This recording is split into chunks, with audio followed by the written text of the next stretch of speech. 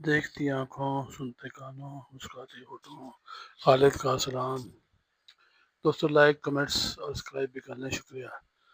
وہ میرا فارغ البالی کا زمانہ تھا، ہر روز میرا اس گلی میں آنا جانا تھا۔ اس نفسا نفسی کے دور میں کوئی ادھر سے ادھر چلا گیا، میں رزق کی تلاش میں کہیں ایک جگہ نہ ٹھہرتا تھا۔ ایک دن جب میں پلٹ کر گھر واپس آیا، وہ نقشہ ہی نہ رہا، وہاں پر ایک پلازا کھڑا تھا۔ گلی کے نکڑ سے ایک شخص سے اس کی بابت پوچھا۔ وہ میرا رفیق دوست یہاں پر رہتا تھا، وہ کسی کے پیچھے یہ گھر چھوڑ کر کہیں رخصت ہوا۔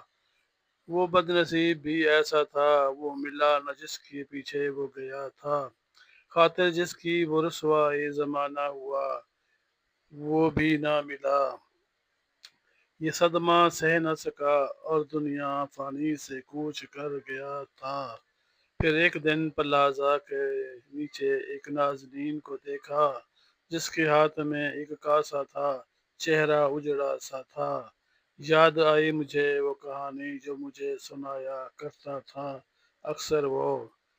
افسوس نہ نشاں ملا اس کی قبر کا، نہ سراغ ملنا تھا۔ کسی کو کاسا ایک گدائی ملنا تھا، نہ کسی کا کوئی مزار بننا تھا۔ وہ میرا فارغ البالی کا زمانہ تھا۔